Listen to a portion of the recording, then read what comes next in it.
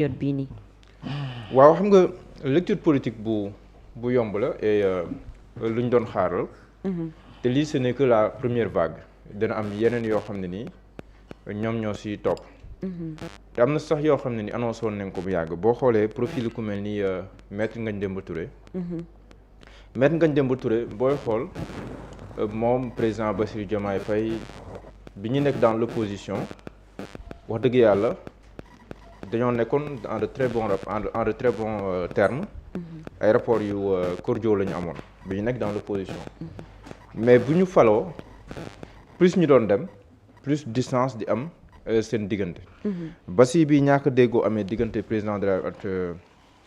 son premier ministre bi fi nekkoon di Ousmane Sonko. Ngagne Demba Touré dëggal boppam gën a sampu biir Pastef le président Bassirou Diomaye Faye gis na lool apparemment neexu ko.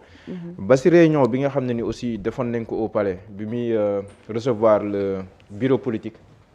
waxuma bu njëkk bi am na benn bu njëkk bu amoon mais deuxième bi muy parce que bu njëkk bi c'était une réunion boo xam ne ni restreinte boo xam ne ni quelques responsables Pastef ñoom ñoo ko fekkee mooy bii di tombeek l'anniversaire de Ousmane Sonko je pense boobu la tombé loon ba ñu souhaité ko joyeux anniversaire sax séance tenante. bokkul ak bi muy recevoir les coordonnateurs départementaux. non bokkul ak boobu. mooy juillet. mooy coowal juillet bi mu amee. mooy sa sortie waaw ñooñu Ngagne ci la bokkoon. juillet bi mu amee sa sortie après le conseil national. donc si guddi gi am na benn guddi boo xam ne je pense que le premier ministre Ousmane Sonko wala le président Ousmane Sonko avait parlé le jeudi. je pense jeudi si guddi googu wala vendredi bi si guddi gi moo tombé woon daal anniversaire u Sonko. après ça a été fêté au palais boobu mooy première réunion mais deuxième réunion bi muy convoqué le bureau politique. foofu ça avait été un peu tendu entre le président Bassirou Diomaye Faye et Ngagne Demba Touré. Bassi sax bii réunion boobu noonu amee boo leen seetloo Ngagne Demba Touré def na benn sortie en réaction à la réunion bi amoon ci palais ba bureau politique bi boobu si woon na sax léegi bi mu demee Walfadjri boo xoolee Ngagne Demba Touré ku déglu sa communication ce jour-là c'était une communication très ferme à l'encontre de leur camarade de parti Bassirou Diomaye Diakhar Faye. si lay waxee ne que sax léegi le passif va se radicaliser expression boobu la utiliser. te boo gëstoo bu baax di nga xam ne bëri na ay baat yu mu jëfandikoo jour boobu ci émission bi sa Walfadjri ay baat la woon yoo xam ne ni pour tontu baat yanu ñu déggoon sa réunion parce que c'était une réunion très tendue quand même boo xam ne ni le président de la République wax dëgg yàlla jàkkaarloo ñaan ñoom wax leen ay dëggam bon te xam nga genre réunion yooyu le président moom le dernier mot moom kenn ko limité ci ay kàddu yow par exemple dalay naan 5 minutes la may nga wax say 5 minutes après moom bu lay tontu il a toute la latitude tout le temps tontu la mais bi mu demee ci Walfadjri bëri na ay kàddu yu mu fa yëkkati c'était directement en réponse aux propos du président Bassirou Diomaye Diakhar Faye donc loolu am na lu mu fësaloon ci diggante bi lu lay won ne que neexatul xajamoon na et je pense que Ngagne Demba Touré xamoon na ne moom si voilà mooy jour bii nii la mooy li ñu tobi di woon nii xamoon na ne que c'était juste une question de temps d'autant plus que man damay faral di rappeler loolu ñetti critères yu ñu teg pour kiy dugg ci gouvernement bi à part la compétence c'est la déférence c'est la loyauté donc li la siy dugal moo la siy génnee aussi li la siy dugal moo la siy génnee bu président demee ba jàpp ne peut-être compétence loolu mën nañ ko évaluer si leneen je ne suis pas bien placé pour dire s'il est compétent ou pas mais la déférence peut-être le président de la République mën na jàpp ne Ngagne Demba Touré mii kat wax dëgg yàlla comme ni nga ko respecté wu ma dem na si plateau bi naan ma le parti va se radicaliser ak yooyu noonu yëpp donc déférence mën na ko fa jëlee la loyauté moom lii président jàppee loyauté mooy mënul comprendre nga nekk ci biir gouvernement wala nga nekk ab DG di liggéey pour Sonko 2029 te Ngagne Demba Touré nëbbuut moom Sonko 2029 lay liggéeyal donc pour ces deux raisons là il n'est pas surprenant que Ngagne Demba Touré tëb wax dëgg yàlla c'était juste une question de temps mais man bi ma ko gisee voilà du ma bett man kay kañ la doon moo ma doon bett mais politiquement c'est une décision qui peut se comprendre et je pense que soxlawu say explication moom ici attendait xamoon na ne que lii moom moo siy topp seulement nag politique la léegi nag ça va lui donner la possibilité comme temps yam noppi woon nag yooyu mu mën a wax mener ses activités remobiliser la base voilà donc loolu tamit am na si loo xam ne ni plus de liberté la pour moom aussi parce que mënoo nekk si biir aussi di tenir yenn kàddu yi ak yenn discours donc c'est plus de liberté pour lui et pour le président Bassirou Diomaye Faye aussi ça lui permet mu gën a mën a xam Pastef ñan la fa mën a téye ak ñan la fay tàggool parce que si biir nomination dinaa si ñëw am na si ñoo xam biir Pastef lañ bokk am na ñoo xam doon leen rétrogradé dinaa si ñëw si benn cas boo xam ne nii sax on n'en parle pas assez. boo xam ne mooy kii boo jëlee le cas de Matar Sène yi tamit Matar Sène depuis un certain temps mi ngi def ay contributions. Matar Sène duy def ay interview mais ces contributions ku ko lire aussi mën na am voilà moom tamit wane woon na fi mu féetee Soxna Aïda Mbodj bettul kenn. bi ñuy wax ne que dinañ dàkk Soxna Aïda Mbodj mooy bi ñu ko teggee si boppu kii. coordination Diomaye président dans les jours qui ont suivi déggoon nga rumeur boobu di daw ñu naan ñu koy waaj a dàq ñu koy waaj a dàq ba Cheikh Bara Ndiaye toogoon na ba ne ñu koy waaj a dàq ak yooyu donc boo xam ne sax diw lañ fa bëgg a teg mais mën na am yooyu retard bi di mais moom tam Soxna Aïda Mbodj tam c'est une question de temps d'autant plus que récemment seeyal na boo xam sax biir Pastef xam nga loolu tam signal la maanaam si jamono ji ñu toll nii nga sayal sa bopp bu Pastef lancé nga un signal politique au président Bassirou Diomaye Diakhar Faye donc moom tam dafay décrypter le signal li muy décrypter mooy kii kon mënatuma koo am parce que bi ñu nekkee si jamono diggante ñii di signalé wu di ñëw si man moom mu dem nuuru bi Pastef géeju fa kon mënatuma koo am kon kooku comme mënatuma koo am te man du ma téye kenn sama biir loolu moom man wax dëgg yàlla mosuma gëm loolu que président dina fi nekk xoloog Sonko dàq Sonko ba pare nit nekk dans l' administration nekk DG wala nekk ministre mu leer na ko ne kii Sonko lay xel moom lay gontul ba pare mu ko fay bàyyi jàpp ma ne président moom baaxee na noonu moom si wàllum politique pour man fu mu toll nii réalisme politique lañ toll. mais dans le cas de Ngagne Demba Touré. oui est-ce que ça ne serait pas plus profitable au président de la République mu bàyyi woon ko ci direction bi ba élection yi passé pour que virulence bi nga xam ne moom la waroon a àndal bu ñuy dem ci ay élection mu war ko mën a doser ba mbir yi jàll mais bon parce que gis nañ moom violence bi muy àndal ci ay propos ba sax ñu ko doon woowee Mbappé waaw peut-être li nga tuddee virulence man déggewuma ko virulence gis naan daal kuy wax la am dayoo ñu koy déglu mais je pense que mënu woon des ci biir mënu woon des ci biir parce que c'est un soutien invétéré de Sonko boo ko bàyyee ci biir aussi politicien ni muy xalaatee mooy Birama Kamara su ma ko joxee poste mu nekk ci biir quelque part maa ngi ko jox moyen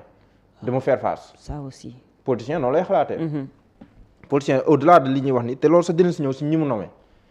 parce que ñu bëri nomination da nga ko jàppee boo koy analyser sous l'angle politique et c'est fort regrettable d'ailleurs que mu newee noonu danoo jàpp nit boo ko nommé jox nga ko moyen pour mu mën a politique si ngay gis ne que diw jëlee nañ ko fii dina si ñëw après yóbbu ko fee te en général fi lay yóbbu mooy foofu sax boo xool les plus gros scandales yi fi am say scandale OFNAC yi mu doon wax ak yooyu da ngay xool si yan structure lay faral di amee yan ñooy gën a ñëw boo ko listee après boo ko jàngatee par rapport aux nominations liste man fu man Ngagne Demba Touré moom mënu fa woon des parce que moo président benn jàpp naa ne nit ak nit demeetul woon noonu xajamoon na beneen bi politiquement àndatul te defe naa ne ñaari critères yooyu jëlee na ko fa loolu nag je pense que moom war na ko mën a supporter même bu nekkee man jàpp naa ne lu bëri li ñoom si ñoom di ŋàññe président Bassirou Diomaye Faye aussi mi ngi si ñoom ñu bëri ñenn ñi si ñoom amuñu kóllëre du ma ne nag amul ngor parce que ngor moom c'est moral ku nekk sa ngor bëgguma dugg si ay jugement de valeur mais ñu bëri si ñoom man su ma leen di xool damay naan ñii bu nekkoon si président Bassirou Diomaye Faye peut-être que même Sonko vivrait pire parce que ñu bëri si ñoom li ñuy ŋàññee président Diomaye Faye le pire mi ngi si ñoom ñu ñàkk kóllëre la ñu attention ñu ñàkk kóllëre la ñu bëri si ñoom donc man président Diomaye li nga koy tuumaal mi ngi soxla kon mu toll ni politique rek lañ toll sans faire nag dans le jugement de valeur bu nekkee def naa ko ni ma ko jégal parce que bëgguma def jugement de valeur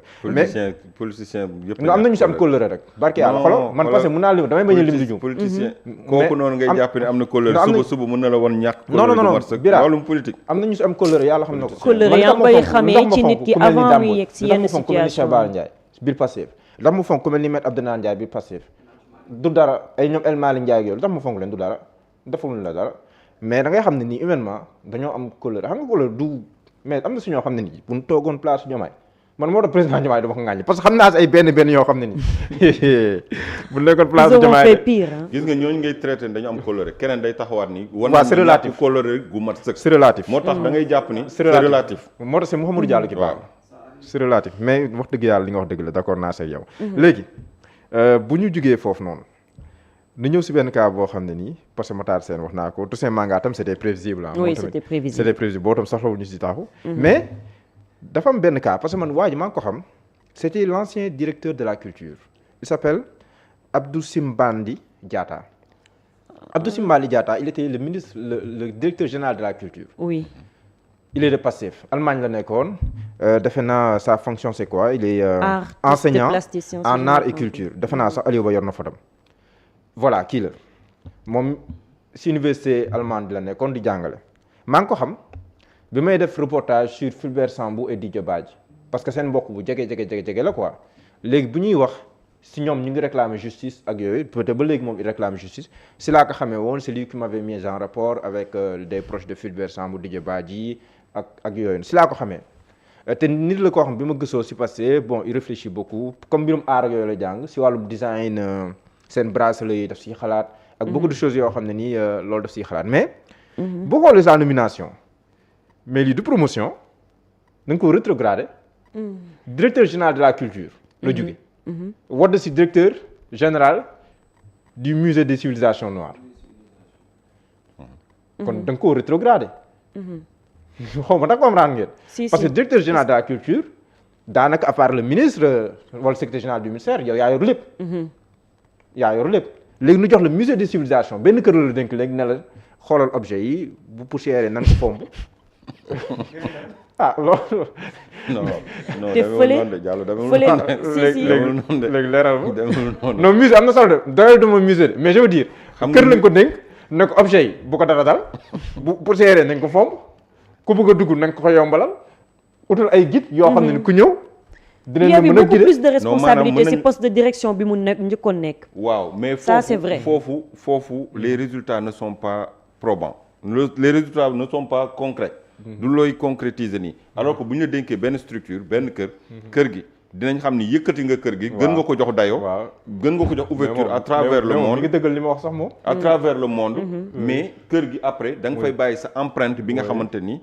yow yaa tax moo tax yow yaay confirmé li ma la wax musée à part nekk naa fa sàmm naa li fa nekk kii ak yooyu ak def la promotion du musée or loolu ça demande des moyens sinon tu fais du sur place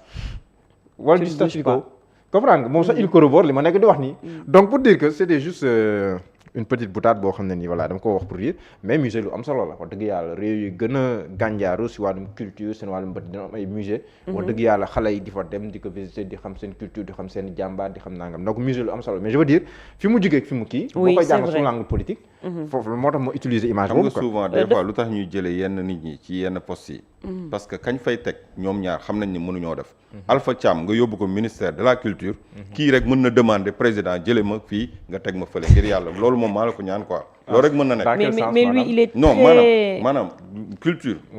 yow nga nekk directeur de la culture tu es obligé de travailler directement avec Thiam loolu c'est vrai constamment loolu c'est vrai constamment loolu c'est vrai nga xam ni kii peut-être niveau intellectuel bi ma yor jàpp naa ne maa kii mënuñoo def fi mu jógee politiquement ak li may prôné politiquement man sax mën naa souhaiter ñu yóbbu ma musée mu xoola épargner ma je ne serai pas obligé de confronter en permanence mais mën nga d'accord ak man que da koo rétrogradé wala d'accord ak man si loolu oui bon loolu tam c'est relatif parce que fi mu nekkoon direction mu yoroon am na ay financement am na leneen ak leneen il en avait parlé dafa mel ni yaa coordonné woon loolu sax dañ koy invité fii nii relax il en avait parlé il est très cultivé mos na fi ñëw waaw xaw moon na sax ñëw na fi yor ay responsabilités yu mag donc bu ñu ko yóbbee fële dañ ko rétrogradé rétrogradé boo xoolee tamit am na si ñeneen ñoo xam ne ni aussi biir Pastef lañ bokk dañoo remplacer waa Pastef mais am na si ay gox yoo xam ne après bu ñu si ñëwaatee di nga jàngat ne que am na ay visées politiques yoo xam ne nii ñu ngi si ginnaaw mais li si mën a jàngatee rek en résumé mooy war na fu mu toll fii président Bassirou Diomaye Faye toll moom mooy le grand remplacement mais du remplacement boo xam ne nii daf koy def de manière aveugle remplacement bien calibré lay doon bu ñu saytu si ñi nga xam ne nii mën na nekk Pastef mu maintenir seen poste am leen si gisam loolu moom mooy sa première option bu demee ba amul loolu da nga fay jël da nga fay jóge mu indi keneen koo xam ne nii jàpp na ne biir Pastef mën na ko fa am wala biir Pastef mën na ko fi am donc loolu ku si nekk war nga mën a jël ses responsabilités nga waajal loolu lii c'est la première vague la deuxième vague peut-être si ngay gisee ñoom Fadilou Keita ñoom Waly Diouf Bodiang ak yooyu mais c'est juste une question de temps mais jàpp naa ne ñoom ñëpp ñu ngay waajal seen bopp di préparer seen ay bagages